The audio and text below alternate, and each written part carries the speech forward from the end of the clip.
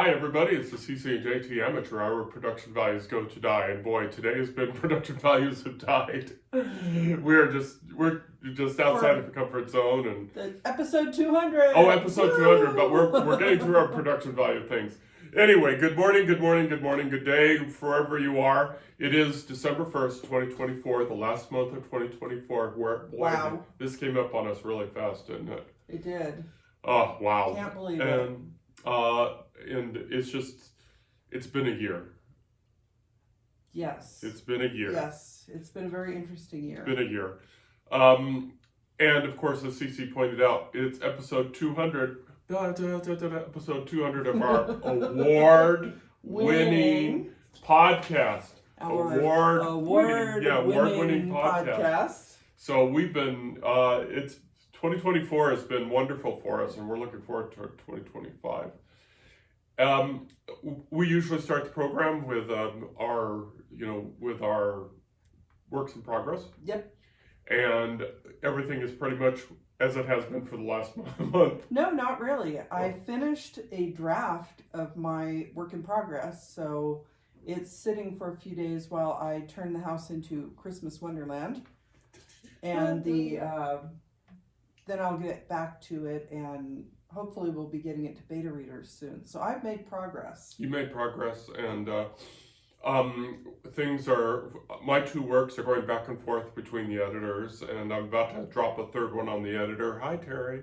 So it's we're progressing. We're progressing. So we're going to be debuting 3-4 books in 2025. Yes. The one I'm really looking forward to is Zoe. I think that one's going to be fun. Well, and the people who've read it already seem to have enjoyed it. It's another Nevada-themed book, which he's very good at writing. So keep an eye out for Zoe. Yeah, it's gonna be fun.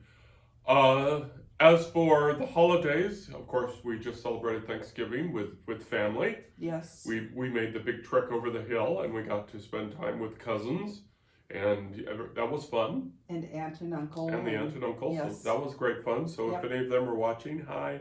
We had a really great time, and we look forward to doing it again. Someday. But we've also, since this is the Thanksgiving weekend, it's the big shopping weekend. Mm-hmm. And we had set up a sale on some of our books that we did not realize at the time that the Amazon workers were on strike.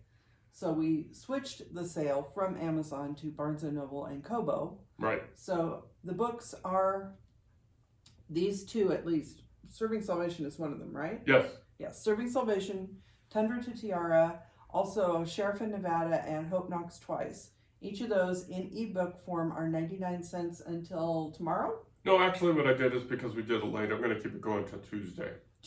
Yep. So still for a couple of days, and I'm still trying my campaign to get somebody to buy a copy of this book. It would be awesome. Yep. I'm not looking for, bestseller status. Seriously, if you want to see me pass out, if this hit the bestsellers, I would pass out. But we're going to keep trying the festering turd of a book campaign. Yes. And something that CC isn't aware, because she probably didn't read the blog post from yesterday, is if you buy one of these paperbacks and you're in the Carson City, Reno, Sparks, Douglas County, Story County, Lyon County area, we will be happy to meet up with you and sign the book, and we talk about it if you have any questions about it, or questions face to face, because we just get out there and meet with people. Well, and that's a big deal for JT, because he he gets a little nervous dealing with people. I don't do people. I have only one important person. See this person. See Can you see what that says? Never mind. What does it say, dear? I never dreamed I'd end up marrying a perfect freaking wife, but here I am living the dream. That's a story. We'll get into that later. So what we're going to talk about now is something that we've been threatening you folks for a while, is the 200th episode of our award-winning podcast. Yes, we're being really obnoxious today. Okay, just very quickly, if you're not aware of the award-winning part, really seriously, how can you not be ready? At this point? The inaugural Women in Podcasting Awards happened in 2024, and They had several categories, and among those categories was Best Authors and Books Podcast. Best Author, and Cece won in that one. Yay! But I guess both our names are on the certificate. Both of your yes. Yep, CC yes. and JT. So you're an honorary woman podcaster. Apparently, I'm an honorary. See, I'm strong, feminine side. Okay.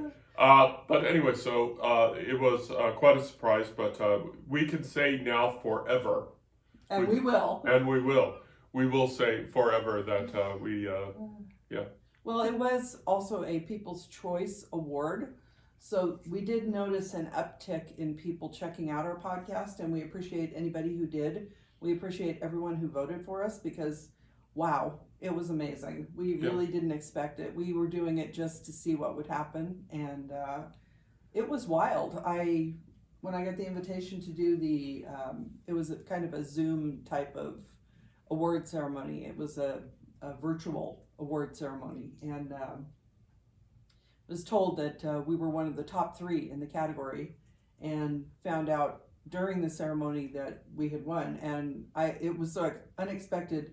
And I know that there are people, for example, people who win Oscars will say, "Oh, I didn't have anything prepared because I didn't expect to win." And guess what? I didn't have anything prepared because I didn't expect to win. That really does happen. And it was funny because here I am working in the other room and someone sends me a text in big, humongous letters. We won! And it's like, ooh. And that led to us actually doing an interview on a local news program, which was a lot of fun because we got to meet Little Man, which was a great dog. So if you're out there, Little Man, hi, you're so cute. So what we did in preparation for the 200 podcasts is we printed out the most popular of our podcasts, and some of these have gotten some plays, and I'm just going to touch on a couple of these just very quickly, and I've got them up on the screen here. And the one that we've gotten the most plays, and we don't need to mention numbers because it's all relative, is that the most popular one we got was some people checking out Elmore Leonard, who was a very famous Western writer, American Western writer, and but many of his works have been translated to film, notably 3:10 to Yuma, and many others. Quintessential American writer, and what it is the podcast was called Elmore Leonard's Rules for Writing, and it's what it is quote unquote 10 rules for good writing, which is I always think is a kind of a interesting title for his rules, but I guess he gave that one. And I'm just going over these rules just very quickly. Is just never open the book with whether, never use a verb other than said to carry a dialogue, which I agree with, which I try to. I think Stephen King pushes that one too. I think so. I think a lot of authors do, but also rules are meant to be broken. Right. So never say never. Never use the word suddenly or all hell broke loose, things like that. You gotta describe it. You gotta describe it.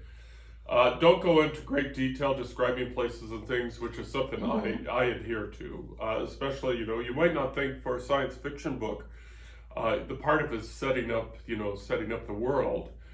But I don't go into a great deal in setting up the technology in this thing, because I think that people should move events, not technology. Looking at you, Star Trek. Classic Trek, though. Yeah. Classic Trek was very people-oriented. Yeah, Classic Trek. Those whippersnappers and those other shows never had a... Okay, anyway, moving on. I try to leave out the part where readers tend to skip, which is hard. Those big paragraphs that... I think we've all done it, and I do it a lot with rereads of books where I know there's a big, heavy paragraph coming, and I already know what it says, so I just skip over it. And try to leave out the part that readers tend to. Oh, I just said that. Yeah. But the most important rule that sums up the 10 is if it sounds like writing, rewrite it. Yes, it needs to sound natural, and that's one of the reasons a lot of authors recommend reading your own work aloud as you're working on it. People have taken to dictating their work. So you dictate the initial story into a program, and then you go back, and when you're editing it, you clean up the typing and things, because each dictation program will have to learn your language, and it will type words that you didn't say, but that's what the program heard. So if you're doing that type of writing, that helps smooth it out so it doesn't sound quite so written. Yeah, and that really, I can see why that episode was the highlighted one, because it really is I keep using this word because I can't spell it, quintessential. It really is if we were to pick a podcast that would capture our mission, which is help writers write, then the Elmore Leonard one would be that, because it goes straight to the heart of what we're trying to do here, is to help writers write, come up with ideas, and come up with try to narrow the focus on writing, because it is a complex challenge that sometimes has people going all over the place. Yes. Another favorite one that's going to make CC laugh is the one about screenwriting. Okay. It's on the list as one of the favorite ones. I see it on here somewhere, but it's right there. Yeah, it's right there. And the reason that we talk about screenwriting is the movie Angels and Demons, parachuting priests. That will never not make me laugh. I mean, the whole scene in the movie where he's parachuting is priests. Hilarious. It's hilarious, and for good reason. But the reason I think that one's popular is we talk about the technical aspect of screenwriting, whereas with independent writing, we are often solo agents. Yes. But we are solo. We're like single A ball players looking at the big time, and to have our works turned into a movie would be the show, would be the major league ballpark. But we talked about the differences between screenwriting and book writing. And the major difference, of course, is that screenwriting, of course, is for TVs and movies. And whereas, the purpose of doing books may be to get our words out there, the purpose of movies and TV shows is to satisfy investors. Right. And to entertain the audience. And the big difference, I think... Entertain the audience visually. Visually. Well, books can be visual too, but you know what I mean. Yes. The difference, I think, between writing a novel and writing a screenplay is that in a screenplay, much more emphasis is placed on the dialogue, because except for certain movies, there are some movies that are not dialogue heavy. Most movies, though, it's very strongly driven by dialogue. So you have to do careful tweaking of the dialogue to make sure you're driving the story without hitting people with it. And then a lot of the excess stuff, the background, like you were saying, all the technology, for example, that may be added later by other people. So it's a whole different process, writing for a movie versus writing a book. Just even if we were just to focus on the writing, with what CC said, but added to that, it is a rare visual work of art that there's only one writer. There's usually a team of writers or a pair of writers where it could bounce off, and these are folks that have probably done this for a very long time. And so a team of writers, and then that product, and that product has to be vetted by a whole bunch of people, both creative and technical, because as you said, what's on the screen has to be taken to and made real. Real. And so we're talking about, by the time it gets to the screen, by the time it gets to the viewer, hundreds of people have vetted it in their own way with their own technical expertise. Yes. And so even a simple book, if we were to pick a simple book, I'm just trying to pull one off. Tom Sawyer. Mark Twain, Tom Sawyer. Twain, classic. Tom Sawyer, or Huck Finn, either one of those, where Huck Finn goes, down the Mississippi. You think that a raft trip going down this Mississippi with Jim would be a relatively simple thing, but you have to deal with all sorts of location, you have to deal with, picking the right actors, dealing with kids, you have to deal with the social differences from the 1800s and the 21st century. There's, I'm not going to go much further than that, but doing screenwriting that's translated into some sort of TV show or movie is a completely different animal than a book. And the language from the book will often be changed to suit the actor who is playing a certain character. So if it's written one way in the book, during the process of transitioning the book into a screenplay, a lot of the dialogue may change because the actor may have a certain cadence or they may not use certain terminology, and it's going to keep the flavor of the book, but it's not going to be an exact representation of the book. And that's where people get really upset, especially when I say people, I'm talking about the viewing audience. So somebody who loves a book, they may not be happy with the translation of that book to film because so many changes were made, but most of those changes were made for very practical reasons. So we can see why the screenwriting podcast would have been very interesting, because people are fascinated by those types of technical challenges, I guess, that writers face. And there are people who write just screenplays without writing books. You know, that's basically the entire story. And then there is the reverse, where people are writing books after the fact as a tie-in to a movie. So the process goes both ways, and it's a fascinating subject. We could probably talk about that for a long time. Oh yeah. Let's see if I can find another one here that I think was one of our favorites. Let's talk about Uncle Steve. As we often do. As we often do. Related to that is Uncle Steve, Stephen King. We hi Steve, sir.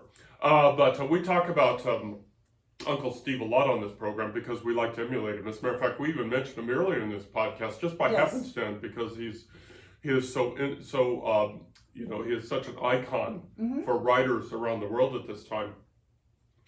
But Mr. King is probably, if not but probably one of the writers whose works have been most translated to film and screenwriting. Yes. And sometimes I wonder if his later works are actually just books that he knows that are going to be turned into movies, and he writes that way. It doesn't matter. It's entirely possible. It doesn't matter. But we bring up Mr. King because in that particular episode is because it was the complex problem of creative control. Creative control. Now, as a young screenwriter, for his first movie like Carrie, and famously,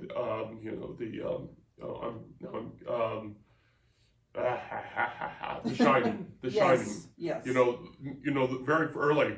Mr. King did not have a lot of creative control. No, because he was not yet Mr. King. He was not yet Mr. King. He was an up-and-coming writer whose books were, Hollywood said, hey, these might turn into a decent movie. And I have to tell you, I'm not a big horror fan. So when I watched the first Carrie with Sissy Spacek and John Travolta, oh my God, very young John Travolta, who was still in his, probably Welcome Back Kotter era. Yeah. But that movie just gripped me. Movie just gripped me. And forgive for the spoil, but the ending just, the very end, the last act, really, really got into me. So, they knew that Stephen King was good. But the challenge of creative control for writers is a heavy, heavy challenge, for lack of a better phrase, because as is famously known, he did not have as much creative control over The Shining with Jack Nicholson, Shelley Duvall.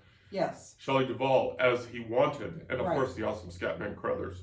I just like that movie. I don't think that was one of Stephen King's favorite adaptations, but that would be my favorite version of The Shining, honestly. I don't know. There's just something, it may have been my age and the fact that, like you said, I was not a horror fan, but it was terrifying. But it was terrifying in the right way. So he may not have had the control. He may not have been as satisfied as he could have been with that movie. But as a viewer, I would say that is my favorite version of that movie. And that brings up a very good point about, we talked a little bit about screenwriting, but we talked about translation to screenwriting, as someone famously noted, is they didn't have a real problem when their books was taken from the book to the movie, because they understood that they were two different visual mediums. Yep. And so certain liberties had to be taken. And of course, again, movies are a financial investment for investors. So you have to please the investors / producers. Yes. So I can understand why Mr. King would be upset with that particular version of The Shining, Yes. because I read the book and I saw the movie, and there are differences. Definitely. And it's yeah. And I guess they remade it when he had his creative control, and it was. I never saw that because it never interested me. Because like you, I thought that was the movie. That was the Stephen King movie, which I think I saw before I saw Carrie. I think actually, in the case of The Shining, maybe with Carrie also, I think I may have seen the movies before I read the book, which can make a difference, because if you have read a book over and over again and then you go see the movie, it can be jarring because you're missing things. This is very true of people who love Lord of the Rings. I don't think a lot of Lord of the Rings fans complain too much about the trilogy that Peter Jackson made, but I can see where the purists would feel, and especially in Lord of the Rings, some things have to be cut for time because you don't have an endless amount of time. Those movies are already really long. But in the case of actually seeing the movie before reading the book, I think maybe it was going back to the book was a little bit jarring because I was already picturing the story in a certain way after having seen the movie. So I think there may be, it can go both ways on that, where if you are a huge fan of something like Tolkien and go to see the Lord of the Rings movies and you're just totally upset at what they did, versus seeing the Lord of the Rings movies and then go reading the books, it's like, those books are so long. Why did I have to read all that extra stuff? Like...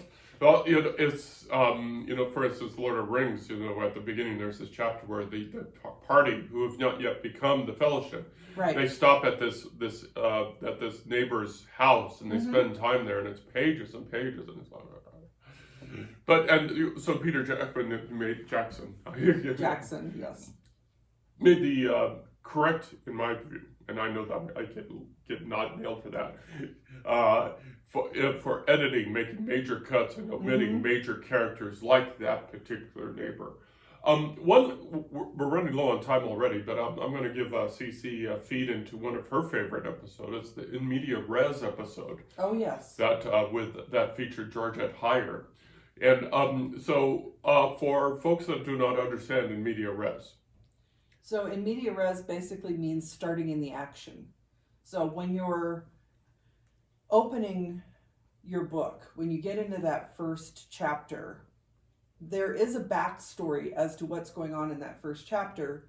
But when you're starting in media res, you're starting in the middle of the action, you're grabbing someone's attention because now they want to know, why is this happening? Who is it happening to? And what is going to happen going forward? So you have to pick the right moment. You don't want to give too much backstory, like you were talking about with the, going to the neighbor's house in Lord of the Rings. Okay, that's fine and dandy, but the pacing of the story is actually better if you start in the middle of something going on. You start with basically it's a situation that's going to define the course of the story. It's a major plot point that's going to weave its way through the following chapters and things like that. So in media res is very important because it's like you're watching a TV show about a murder mystery, and maybe I just rewatched Castle, for example.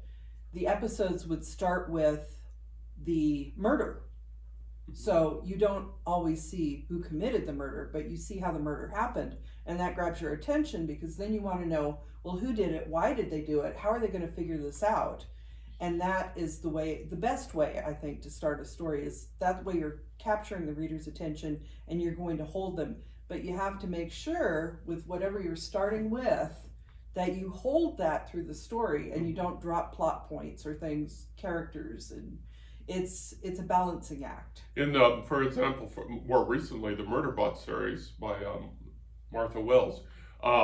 The very first 2 or 3 pages, it starts with they're on this alien planet, and the main character and the people that he's protecting.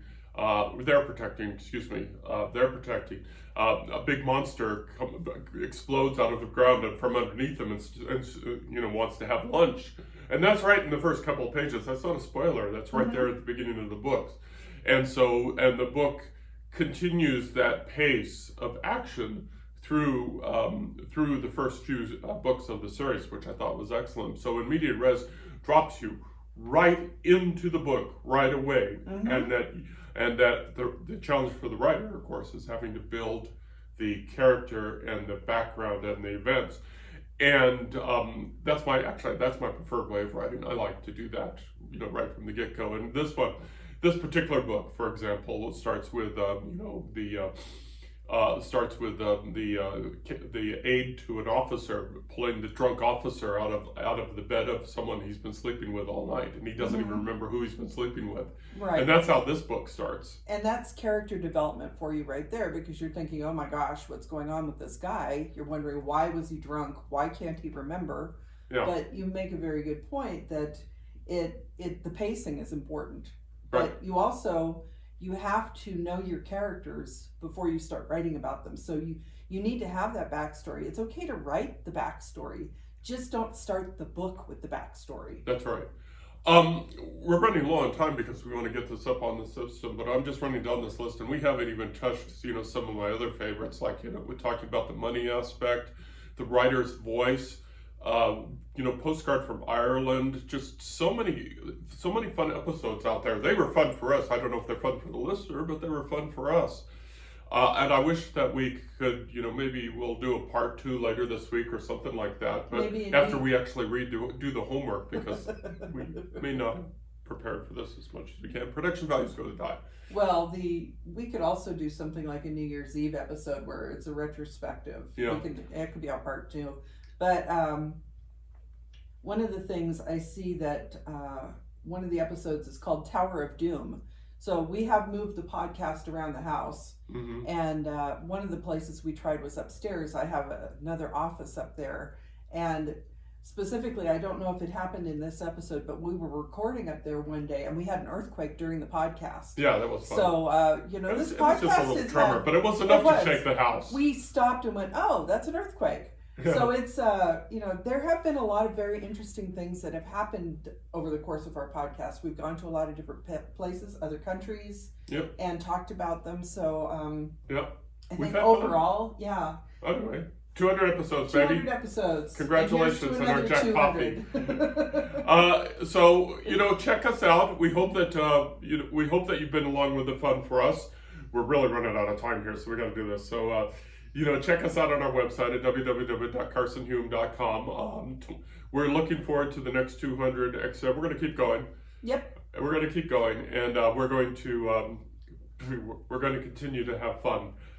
And there will probably be changes in 2025. We don't know yet what they are because we're not really good at planning ahead, but we are going full guns into our new business adventure, and the podcast will be going along for the ride. Okay, so that's good. So sitting over there is CC. Over there is JT. Don't forget our books. And don't forget our books. Happy 200, happy 200. Thank you, everybody. Thank you. December. Bye-bye.